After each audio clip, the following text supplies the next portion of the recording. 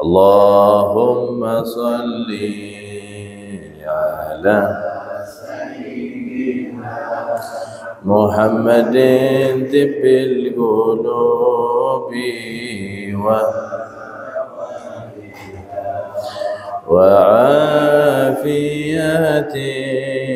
الأبدان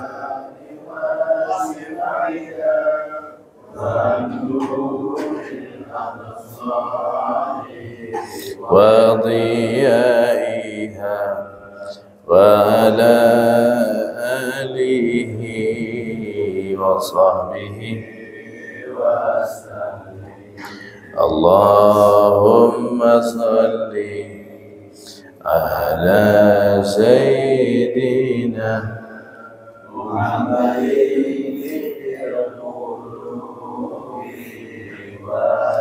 دوائها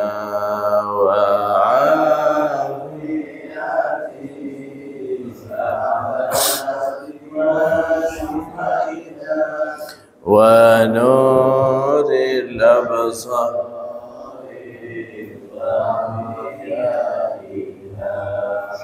وعلى آله وسلم اللهم صل على سيدنا محمد طب ودوائها وعافية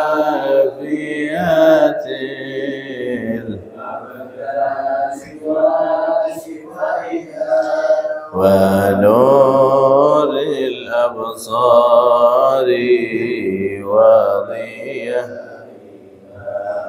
وعلى آله وصحبه وسلم اللهم صل وسلم وبارك عليه. بسم الله الرحمن الرحيم. نويت تعلم التعليم تذكر وتذكير والنفع والانتفاع والإفادة والاستفادة والحث على التمسك بكتاب الله وسنة رسول الله والدعاء إلى الهدى والدلالة على الخير ابتغاء وجه الله مرضاته قربه وثوابه سبحانه وتعالى. اللهم صل على سيدنا محمد صلاة تخرجني من ظلمات الوهم تكرمني بنور الفهم توضح لي ما أشكل حتى يفهم أنك أنت تعلم ولا أعلم إنك أنت علام الغيوب. السلام عليكم ورحمة الله وبركاته. الحمد لله والصلاة والسلام على سيدنا رسول الله محمد بن عبد الله وعلى آله وصحبه ومن والاه ولا حول ولا قوة إلا بالله العلي العظيم. اللهم صل على سيدنا محمد الفاتح لما أغلق والخاتم لما سبق ناصر الحق بالحق والهادي إلى صراطك المستقيم وعلى آله وصحبه حق قدره ومقداره العظيم. أما بعد سبحانك لا علم لنا إلا ما علمتنا إنك أنت العليم الحكيم. تب علينا يا الله إنك أنت التواب الرحيم. اللهم يا من مقاليد الأمور كلها بيده وإليه يرجع الأمر كله يا فتى يا عليم افتح علينا وعليكم فتحا قريبا. رب اشرح لي صدري يسر لي أمري واحلل عقدة من لساني يفقهوا قولي واهدي قلبي وسدد لساني بحق النبي صلى الله عليه وسلم والصحب والآل. ربنا آتنا من لدنك رحمة وهيئ لنا من أمرنا رشدا. رب يسر ولا تعسر رب تمم بالخير يا حي يا قيوم لا إله إلا أنت سبحانك إني كنت من الظالمين. اللهم لا سهل إلا ما جعلته سهلا وأنت تجعل الحزن إذا شئت سهلا والحمد لله رب العالمين. بسم الله الرحمن الرحيم.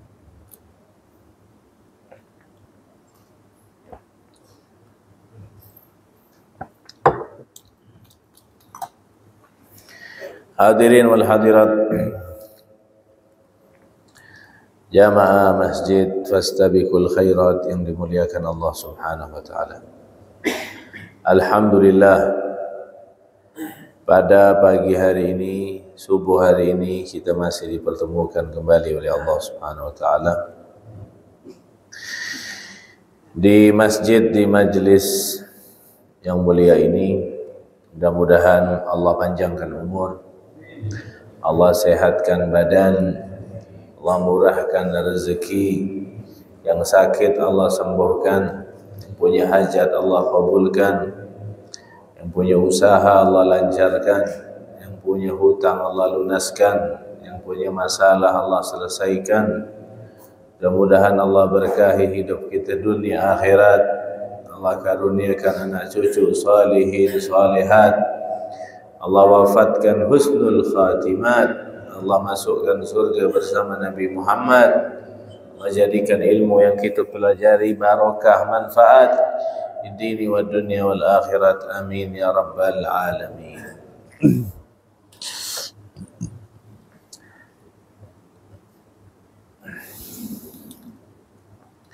Melanjutkan daripada apa yang kita bahas di 3 minggu yang lalu. Terakhir kita menjelaskan tentang fadilatul zikir, tapi belum kita jawab karena kemarin kita membahas tentang zikir zikir jahar dengan zikir sir, bahwa di dalam Al-Quran, di dalam surat Al-A'raf, Allah mengatakan wadhkur rabbaka fi nafsika tadarruan wa khifatan wa dunal jahr. Sebutlah nama Tuhanmu di dalam dirimu dengan penuh kerendahan hati dan penuh rasa takut, dan jangan keluar suara, jangan nyaring-nyaring. Ini ayat sepintas kalau tak dibaca tafsirnya dan tidak kita baca perkataan-perkataan ulama yang menafsirkan ayat ini, maka dia akan menyimpulkan zikir tak boleh keluar suara sehingga dia garang. Tengok orang zikir keluar suara, haram, bid'ah, sesat, masuk neraka. Itulah nampak kebodohan seseorang itu dari sukanya berkomentar. Idza tasa'a ilmu rajul qalla inkaruhu. Orang semakin luas ilmu, semakin berkurang mengingkari seseorang, karena ilmunya luas. Kalau ilmunya sempit, suka nyalahkan orang.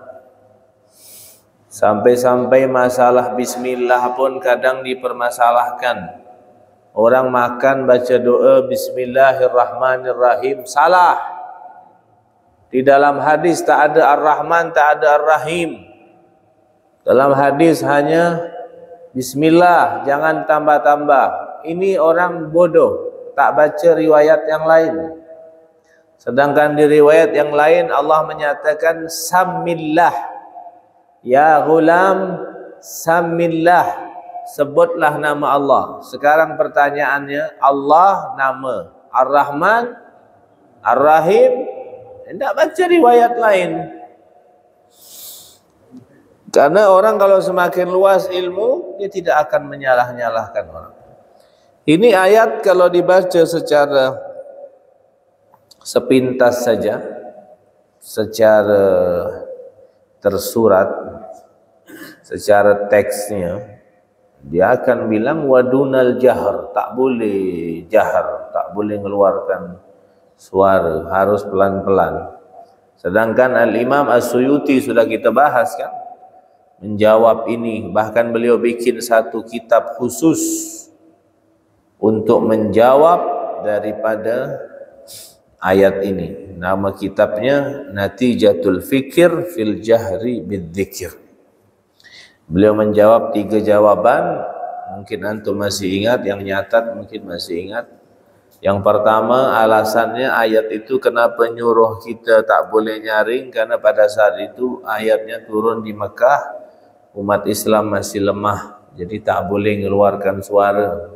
Sholat pun tak boleh terang-terangan, baca Quran tak boleh. Kalau mereka akan ngangkat suaranya bisa ditebas kepala mereka. Kedua, ayat ini untuk Rasulullah, karena Rasulullah selamat dari was-was. Kalau kita zikir harus keluar suara, kalau tak ada kita akan kena penyakit was-was. Walaupun ada sebagian orang yang hendak, tapi pada umumnya keluarkan tuh suara. Bisa pakai berapa jam nih? Bismillahirrahmanirrahim. Yalah. Allahu a'lam. Siap. Allah. Kemudian yang ketiga, tak boleh berzikir keluar suara tu kalau kita berzikir di samping orang yang sedang baca Al-Quran. Karena ayat tentang zikir yang tidak jahar ni sebelum ayatnya tentang Al-Quran. Wa idza quri'al Quran astami'u lahu wa ansitu la'allakum turhamun. Suruh kalau dibacakan Al-Quran, dengarkan, simak, diam, jangan ngomong. Termasuk juga zikir, kita harus kecilkan suara kita kalau ada orang baca Quran. Itu maksudnya, bukan kita mentah-mentah menyatakan tak boleh. Dalam urusan agama ni jangan terlalu garang-garang benar. Hukum ni sifatnya tidak fanatik. Ulama macam-macam model. Dalam madhab Syafi'i saja ribuan ulama. Jadi aqwal, qaul, pendapat-pendapat itu banyak. Jadi harus saling menerima perbedaan. Jangan gara-gara ini kita ribut, ya kan? Naam, sekarang kita masuklah kemarin itu fadilah zikir. Fadilah zikir ni banyak. Cuma satu saja yang paling penting dari fadilah zikir ini, sesuai dengan apa yang Allah firmankan dalam Al-Quran. Apa fadilah zikir ini? Liyatma'innal qalb, untuk supaya hati ini tenang. Ala bi dzikrillahi tatma'innul qulub. Sekarang yang terjadi di zaman kita ni, bil khusus di negeri kita tercinta ni, sekarang yang terjadi ni krisis apa? Bukan krisis ekonomi. Ya, mungkin kita bisa katakanlah ada krisis ekonomi, krisis politik, krisis pendidikan, krisis akhlak. Tapi kalau kita lihat-lihat pun di negeri kita ni, yang menyebabkan krisis politik, krisis ekonomi, krisis ini adalah satu krisis, yaitu krisis ketenangan batin. Krisis ketenangan batin itulah bikin sebab krisis-krisis yang lain. Oleh karena itu, kenapa orang kerja lembur, banting tulang, nyari duit, ngumpulkan duit? Untuk apa dia ngumpulkan duit banyak-banyak? Karena dia ngira kalau duit sudah banyak, hati tenang. Menurut dia, ya kan? Kalau banyak duit, hati tenang. Padahal makin banyak duit, makin tak tenang. Bingung mau nyimpan di mana, ya. Nanti kena ambil orang, nanti kena rampok orang, mau disimpan di mana duit ni. Makin tambah tak tenang. Makin banyak duitnya, makin tak tenang. Kenapa orang mengkonsumsi narkoba? Karena dia nyari ketenangan. Dia kira dengan dia memakai narkoba, narkotika, sabu dan sejenisnya itu hatinya bakal tenang. Ya, dia pakai tenang. Habis dah benda tu, gila lagi, stres lagi. Padahal Allah mengatakan dalam Al-Quran, ala bidzikrillahi. Jadi yang bisa menenangkan hati ini hanya zikir. Sekarang ni banyak tempat-tempat yang disediakan untuk menjamin ketenangan batin, ketenangan hati. Apa tu di antaranya? Diskotik. Diskotik tu dibuat dengan tujuan untuk menenangkan hati. Sumpah, stres, udah penat pikiran kerja tiap hari, ayo kau ke diskotik, joget-joget dulu, goyang-goyang, lepaskan tu semuanya, kata dia. Ya kan? Lepaskan semuanya. Apalagi na'udzubillah pakai pil apa sebagainya. Ya kan? Menjamin ketenangan. Dia balik dari diskotik, stres lagi. Apalagi tempat yang menjamin ketenangan? Karaoke. Oh, Pak Asep tahu itu, sering karaoke kayaknya. Hah? Pengalaman ini. Langsung jawab, spontan ya. Karaoke itu, wah nyanyi, teriak-teriak di dalam, joget-joget. Ibu-ibu biasanya suka karaoke ini ya. Oh, tak suka ke? Hah?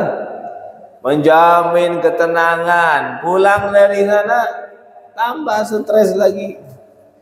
Betul lah kata ulama tu mengatakan, ketenangan tu bukan di mata, ketenangan bukan di lisan, ketenangan bukan di perut, ketenangan bukan di kemaluan, ketenangan itu fil qalb, di dalam hati, ya kan?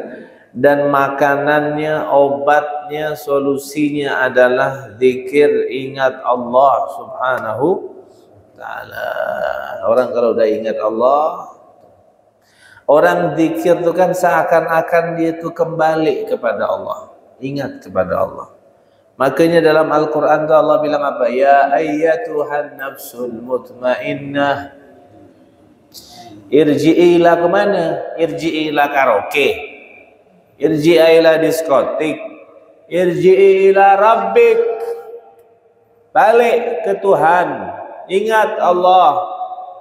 Ya ayyatuhan nafsul mutmainnah, wahai jiwa yang tenang, kau mau tenang tak? Pulang ke Allah. Irji. Allah tak bilang balik, pulanglah kau ke surga, tidak. Pulanglah kau bagi, apalagi yang dunia-dunia. Surga pun Allah tak sebut. Surga nanti terakhir akhir ayat. Irji ila rabbik, pulang ke Tuhanmu.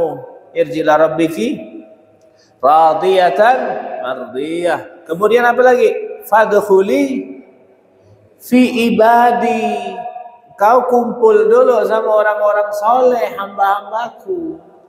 Jadi kalau mau sampai kepada Allah tak bisa langsung, mau masuk surga tak bisa langsung, lewat majlis taklim, lewat majlis zikir, lewat ulama salihin, para aulia Allah, baru fadkhuli fi ibadi wadkhuli, baru surga terakhir. Balik dulu kepada Allah. Untuk dekat kepada Allah kita butuh sarana, kita butuh wasilah. Wasilahnya ini semuanya nih, majlis ta'lim dan lain sebagainya. Ingat kepada Allah. Sebenarnya ketenangan itu tidak pernah Allah ciptakan. Orang semuanya di dunia ini cari ketenangan. Tenang tuh nikmat. Jadi rezeki itu bukan hanya fulus. Di antara rezeki itu adalah ketenangan hati. Kalau hati itu dah tenang, nikmat hidup, ya kan? Walaupun duit tak megang, walaupun tak ada kerjaan, walaupun hidup pas-pasan, tapi kalau hati tenang, nyaman semuanya. Semua jadi tenang. Orang itu kawin karena mau cari tenang. Tapi udah kawin risau, tanggung jawab banyak. Apa yang dicari? Tenang juga, pengen tenang. Tak punya anak, pengen punya anak. Dia mikir kalau punya anak hidup tenang. Tapi tak kalau punya anak, anaknya malah bikin kacau terus. Nyesal, ya Allah, apalah aku cepat-cepat punya anak. Apa yang dicari? Tenang juga. Ya kan? Belum kawin, pengen kawin biar tenang. Udah kawin risau. Nak pergi tak boleh. Nak ini, ya kan? Apa yang dicari? Tenang lagi. Tak punya duit, pengen cari duit biar tenang. Udah dapat duit, bingung mau nyimpan di mana. Pengen cari tenang lagi. Makanya kata Jibril tu tertawa, bilang aku heran kepada anak cucu Adam. Mereka mencari sesuatu yang belum diciptakan sama Allah dan tidak akan diciptakan sama Allah. Apa itu? Ketenangan. Allah tak ciptakan itu. Tapi Allah ciptakan ketenangan. Rahatud dunya ma'a ahlul qulub. Allah ciptakan ketenangan tak kala kita berzikir dan duduk bersama orang-orang yang ahli batin, yaitu para ulama, para aulia Allah. Itu baru dapat tenang. Makanya di zaman Al-Habib Ali bin Muhammad Al-Habsyi, pengarang Maulid Al-Habsyi itu, semua orang yang hidup di zaman beliau, kalau hadir di majlis beliau tak merasa tinggal di dunia. Pas beliau meninggal baru orang tu bilang, ya Allah, baru terasa kita hidup di dunia. Kemarin kayak hidup di surga di majlisnya beliau. Kan duduk sama orang-orang yang besar, orang-orang yang dekat sama Allah, karena diajak zikir terus, ingat sama Allah. Tak merasa kalau dia hidup di dunia. Itu baru ketenangan yang sesungguhnya. Nah, kemudian ada sahabat datang bertanya kepada Rasulullah sallallahu alaihi wasallam, "Ya Rasulullah, ayyul a'malu khair?" Ya Rasulullah, amal apa yang baik? Amal banyak, dan Nabi ini jawab tergantung siapa yang nanya. Kalau orang yang ditanya ni jarang berzikir, maka Nabi jawab, apa kata Nabi? Antufariqad dunya wa lisanuka ratbun bi dzikrillah.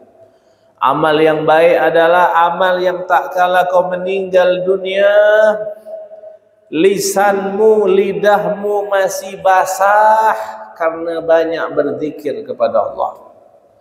Basah tu artinya sering berzikir, bukan basah ngomongkan aib orang.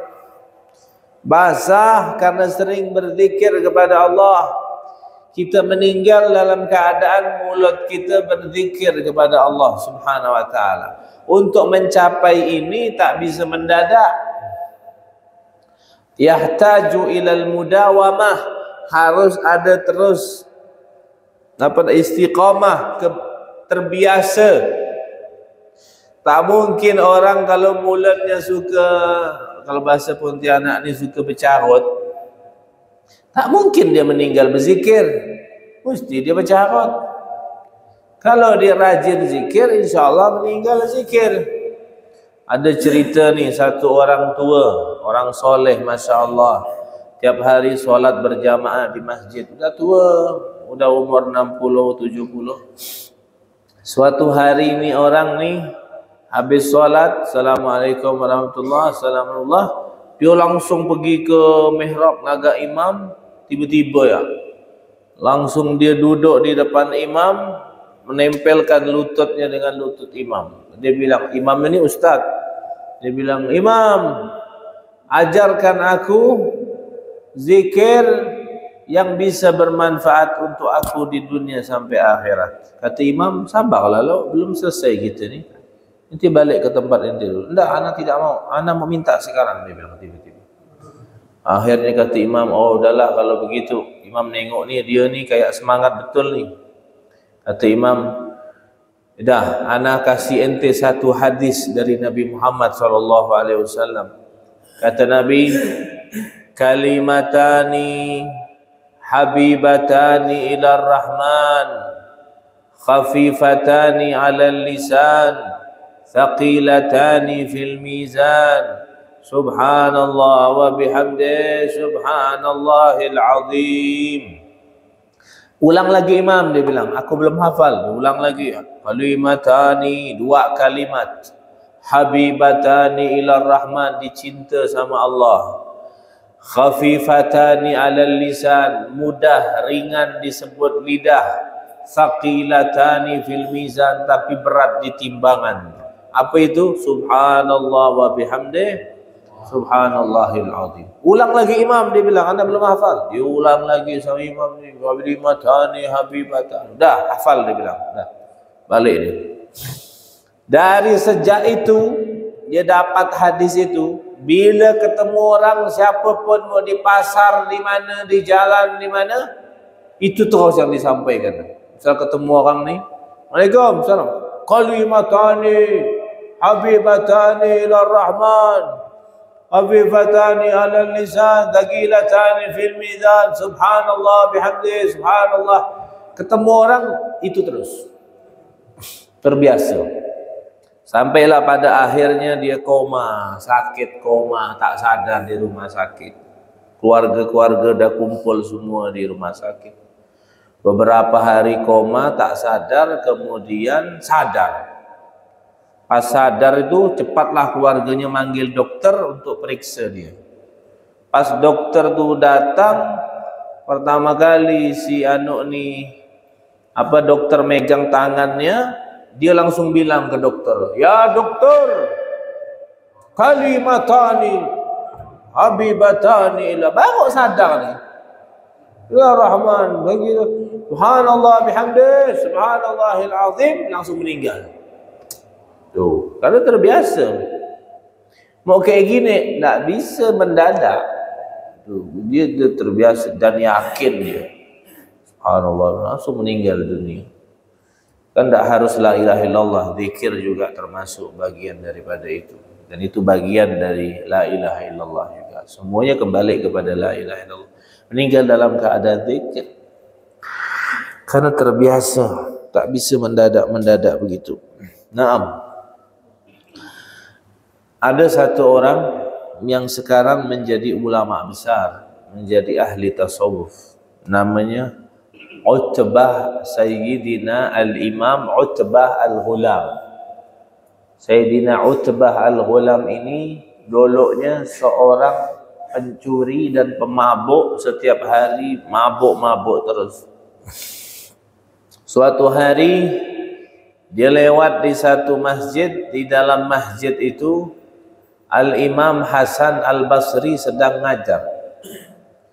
Imam Hasan Al-Basri sedang ngajar di masjid, dia kebetulan habis mabuk lewat di depan masjid, dia dengar pengajiannya Imam Hasan Al-Basri.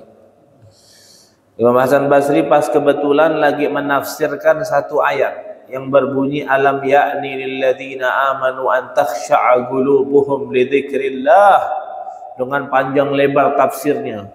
Kapankah datang waktunya, ayat itu, bagi orang-orang yang beriman untuk mengkhusyukkan hati mereka di dalam mengingat Allah Subhanahu wa taala. Itu si Utbah Al-Ghulam, para pemabuk ini, dengarkan ayat dan tafsir dari Imam Hasan Basri di masjid, langsung dia masuk ke dalam masjid. Dia bilang ke Imam Hasan Basri, kan ayatnya kapan waktunya orang yang beriman untuk khusyuk berzikir? Dia bilang, sekarang waktunya ya Imam. Ana mau tobat di depan antum sekarang. Langsung tobat. Ya kan? Akhirnya kata Imam Hasan Basri, dia bilang ke Imam Hasan Basri, ya Imam Hasan Basri, betul ke Allah akan menerima taubatku? Maka kata Imam Hasan Basri, naam. Siapapun, Allah selalu menunggu taubat hambanya. Itulah beda Allah sama makhluk. Kalau manusia ni tiap hari nunggu kesalahan kita. Kalau Allah nunggu taubatnya kita. Kalau manusia yang dicari kesalahan kita, mana tiap hari anda mau nengok kesalahan dia mana. Itu kan? Kalau Allah nunggu taubat, kau taubat Allah terima dan Allah ampunkan, bahkan Allah angkat kau menjadi orang yang dicintai Allah. Innallaha yuhibbut tawwabin wa yuhibbul mutatahhirin. Allah cinta kau menjadi orang yang dicinta sama Allah kalau kau taubat. Akhirnya dia tanya sama Imam Hasan Basri. Ini baru taubat nih, pertanyaannya sudah kelas berat nih. Dia bilang, ya Imam Hasan Basri, amu'min anta? Kau ni udah termasuk orang yang beriman belum? Dia bilang. Dia nanya ke Imam Hasan Basri. Ente kalau ditanya begitu apa jawab? Bilang mukmin, yo ana mukmin. Belum. Imam Hasan Basri lain jawabannya, diperinci. Amu'min anta? Kata si yang pemabuk tadi ni. Kau udah beriman kau?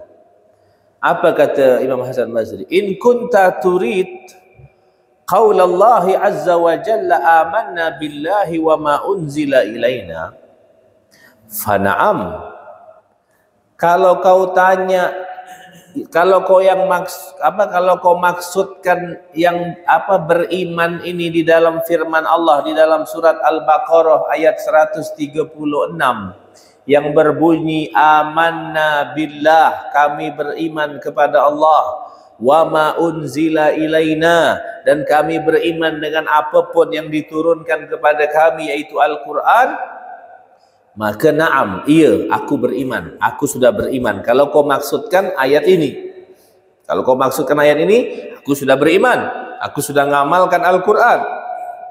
Tapi kalau yang kau maksudkan wa in kunta turid qaulallahi ta'ala innamal mu'minuna alladzina idza dzukirallah wajilat qulubuhum wa idza tuliyat alaihim ayatuna zadathum imanan wa ala rabbihim yatawakkalun, di dalam surat Al-Anfal ayat 2. Kalau kau maksudkan iman tadi ini dalam firman Allah yang mengatakan sesungguhnya orang-orang yang beriman itu ciri-cirinya adalah yang tak kala disebutkan nama Allah langsung bergetar dia punya hati, maka aku belum memasukkan diri aku sebagai orang yang beriman. Jadi kau tanya ayat yang mana dulu? Kalau kau tanya ayat yang tadi cuma beriman dengan Allah dan Al-Quran, aku sudah beriman. Tapi kalau kau maksudkan orang beriman kalau disebut nama Allah bergetar, bergetar tak hati kita? Belum. Getar sakit perut kali. Wajilat qulubuhum, bergetar hati mereka. Wa idza tuliyat alaihim ayatuna zadathum imanan, tak kala dibacakan Al-Quran ayat-ayat kami bertambah keimanan mereka. Itu ciri-ciri orang beriman. Maka kalau kau maksudkan aku di ayat ini, fanas'alullah an nakuna minhum, maka aku berdoa kepada Allah, mudah-mudahan aku tergolong dari golongan ini. Artinya dia belum mengaku dirinya mukmin, sekelas Imam Hasan Al-Basri, seorang pimpinan tabi'in yang belajar langsung dengan sahabat Nabi Muhammad SAW. Imam Hasan Al-Basri masih belum menyatakan dirinya mukmin kalau yang dimaksudkan ayat innamal mu'minuna alladzina idza dzukirallahu wajilat qulubuhum. Kemudian dia bilang, ya Imam Hasan Basri, kalau aku diterima taubatnya hari ini, kata si yang pemabuk tadi ini, kira-kira doa aku mustajab tak? Kata Imam Hasan Basri, na'am, karena ente sekarang bersih, dosa-dosa ente diampunkan Allah, doa ente mustajab. Apa yang mau kau minta hari ini? Maka dia berdoa. Doanya ni detail, banyak kesempatan lah dia minta doa ni. Dia bilang gini, Hasan Basri, aku akan berdoa seperti ini. Ilahi, in kunta qabilta taubati wa ghafarta dhunubi fa akrimni bil fahmi wal hifdhi hatta ahfadha kulla ma sami'tu min al ilmi wal Quran.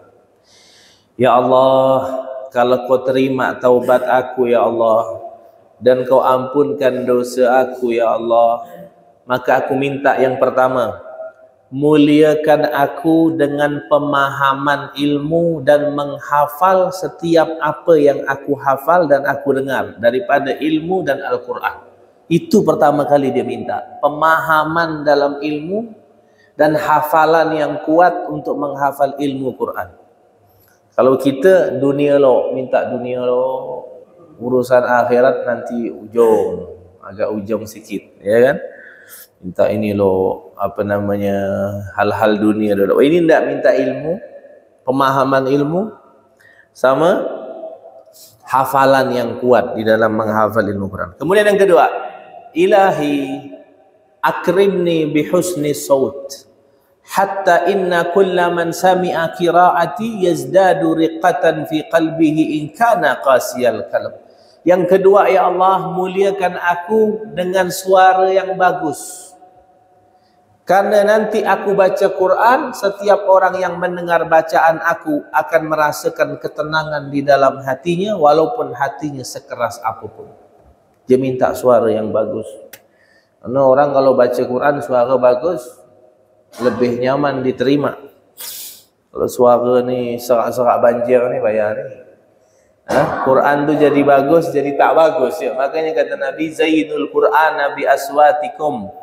Hiasilah Al-Quran dengan suara-suara kalian. Quran udah indah, tak butuh suara kita. Maksudnya kalau kita menyampaikannya dengan suara yang bagus kan, bagus tambah bagus lagi. Jadi orang lebih tambah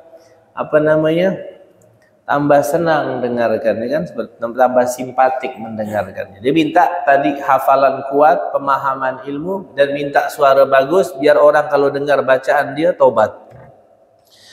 Kemudian dia minta, ilahi akrimni birrizqil halal warzuqni min haitsu la yahtasib. Terakhir baru masalah dunia. Ya Allah, muliakan aku dengan rezeki yang halal dan berikan aku rezeki dari arah yang tak disangka-sangka. Itu 3 dia minta doa.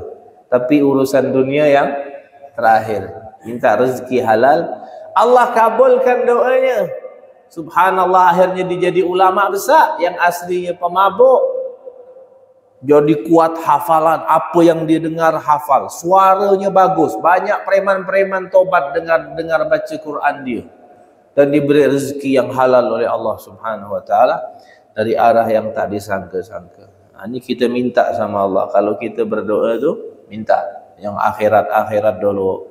Bisa kita kumpulkan, tulis apa-apa permintaan-permintaan akhirat kita. Jangan minta hal-hal yang bersifatnya dunia saja, ya kan? Ataupun doa-doa yang sudah diriwayatkan dari Nabi Muhammad SAW. Itu doa itu yang paling bagus, yang riwayatnya dari Nabi langsung, baru dari ulama, dari orang-orang soleh, dari aulia Allah. Karena kalau kita pakai doa kita langsung sendiri itu lama nyampainya. Ya kan, walaupun insya Allah pasti mustajab. Cuman kalau pakai doa-doa mereka tuh, doa tuh udah dikenal gitu, lebih cepat. Nah, kemudian Nabi SAW bersabda, masih dalam fadilah berzikir ini tinggal 2 menit lagi, 39 nih isyraq. Ana tak mau panjang-panjang sini, ini nanti panjang habis 6:30. Anak capek kah? Masih dalam fadilah berzikir ini satu lagi, bahwa fadilah zikir ini fadilahnya adalah menjadikan kita ni betul-betul hidup. Karena Nabi mengatakan, mathalul ladzina yadhkuru rabbah wal ladzi la yadhkuru rabbah mathalul hayyi wal mayyit. Perumpamaan orang berzikir dan tak berzikir bukan perumpamaannya seperti hitam dan putih, bukan, itu masih mending. Tapi perumpamaannya seperti orang yang hidup dan orang yang mati. Orang yang berzikir itu orang hidup, yang tak berzikir itu orang. Bayangkan kalau kita ingat Allah hanya dalam sholat saja tiap hari, kita sholat paling mentok berapa menit? Katakanlah 5 menit. 5 kali 5 berapa? Berarti kalau orang zikir hanya dalam solat, berarti dia hidup sehari cuma 25 menit. Sisanya mati. Kalau dia ingat Allah hanya dalam solat saja, tak bisa hanya dalam solat. Tiap waktu kita ingat sama Allah. Bayangkan, ini pelajaran untuk kita yang tahu kapasitas kita. Kita ni selama ini rupanya, kalau kita lupa sama Allah, tak ingat Allah, berarti kita ni bangkit rupa kita ni. Kelihatan hidup padahal bangkit kita. Ya kan? Kalau ingat sama Allah dalam solat ya tu masih 25 menit, berarti kita hidup. Sisanya berarti berapa tu? 23 jam 35 menit kita mati berarti. Sisa itu 25 menit ya kita hidup. Allahu Akbar. Itu perumpamaan dari Nabi Muhammad sallallahu alaihi wasallam. Mudah-mudahan Allah hidupkan kita insya-Allah. Kalau kita ni secara zahir hidup tapi kita mati, macam mana kalau betul-betul zahir kita ni mati? Ya kan, yang mati-mati berarti 2 kali kita mati. Makanya betul kata Nabi, banyak orang yang hidup tapi mati. Tapi berapa banyak orang yang mati tapi hidup tuh. Imam Syafi'i udah mati tapi hidup, kita sebut terus sampai sekarang. Cubalah cari orang-orang yang tak punya ilmu. Selesai tahlil 7 hari, dah habis. Ulama-ulama lihat bermanfaat hidup. Tapi orang kadang hidup di dunia tapi tak punya ilmu, tak berzikir. Wa ajsaduhum qablal quburi kuburu, kata ulama. Jasad mereka sebelum masuk kubur sudah kuburan duluan. La yanfa' wa la yadur. Wujuduhu ka'adamihi. Adanya dia tak ada seperti tak ada. Dia ada tak dilihat orang, dia tak ada pun tak dicari orang. Tak ada manfaat. Makanya sebaik-baik manusia yang banyak manfaatnya. Wallahu alam bisawab. Nanti kita lanjutkan lagi di fadilah-fadilah berikutnya di Sabtu yang akan datang. Wallahu alam bisawab. Nah, ada pertanyaan? Satu aja. Assalamualaikum warahmatullahi wabarakatuh. Assalamualaikum warahmatullahi wabarakatuh. Di dalam zikir ini Pak Ustaz, apakah ada petunjuk misalnya baca la ilaha illallah 100 kali, 1000 kali, 1000 kali seumur hidup seperti yang Pak Ustaz lakukan, itu yang lebih baik kan? Jadi dalam keadaan salat pas salat itu tujuan daripada penentuan kalau kita mengikuti seperti yang pernah kita lakukan, yang pernah Nabi Allah, Rasulullah yang kali sekian. Tapi misalnya saya sendiri, itu saya memakai juga pedoman yang dijelaskan oleh Ustaz. Kalau saya tidak pakai pedoman ini, saya tidak ingat bahwa saya harus selalu setiap saat satu nafas pun harus menunggu, harus mengingat Allah. Nah. Ya. Zikir ini kan setiap waktu ada zikir dengan lisan, ada zikir dengan hati. Mungkin seperti yang sudah diatur, baca sekian, sekian, sekian. Ini mungkin zikrul lisan. Tapi kalau zikrul galab, zikir hati tak bisa putus dan tidak ada hitungannya, tidak ada batas. Kita ingat Allah itu dah zikir. Ingat Allah dah zikir. Adapun yang baca la ilaha illallah sekian, baca astaghfirullah sekian, baca subhanallah sekian, itu li dhabtil adad. Maka kita boleh pakai tasbih, kata Al-Habib Abdullah Al-Haddad di dalam kitabnya Risalatul Muawanah. Kita harus punya wiritan setiap hari zikir, dan boleh kita pakai tasbih untuk memastikan jumlah berapa yang telah kita baca setiap hari. Itu zikrul lisan, tapi dibarengi dengan zikrul galab. Zikir lisan dibarengi dengan zikir hati. Tapi kalau zikir hati tak bisa putus. Karena kita putus sedetik pun, Allah bilang dalam Al-Quran, wa may ya'shu an dzikrir rahman nuqayyid lahu syaitanan fahuwa lahu qarin. Sedetik saja kita lupa sama Allah, maka Allah akan ikatkan kita dengan setan, sehingga kita akan bermaksiat kepada Allah Subhanahu wa ta'ala. Tidak ada putusnya kalau zikir hati. Kalau zikir lisan mungkin ada beberapa hitungan-hitungannya. Mungkin begitu. Mungkin begitu ya. Zikir lisan masih bisa kita. Intinya harus ingat sama Allah. Kapanpun, qiyaman diri, wa qu'udan duduk, wa ala junubihim, bahkan tidur pun kita berzikir kepada Allah Subhanahu wa ta'ala.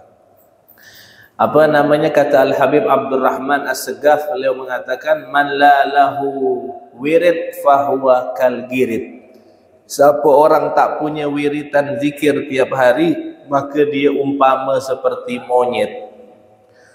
Monyet makan tak berzikir, ya kan? Dia tidur tak berzikir, berhubungan intim tak berzikir. Kita harus berzikir, baca doa.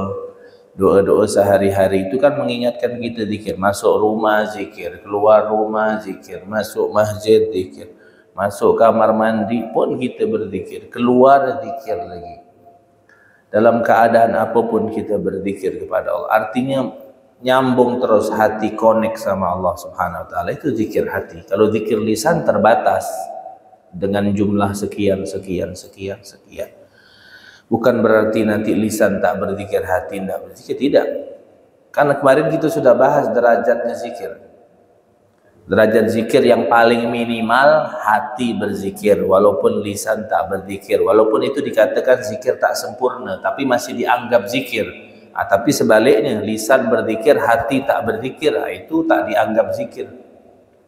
Zikir yang pakai hitungan tetap dibarengi dengan hati, itu terbatas. Tapi zikir pakai hati tak pakai lisan, itu tidak terbatas. Kapanpun kita harus mengingat Allah Subhanahu wa taala.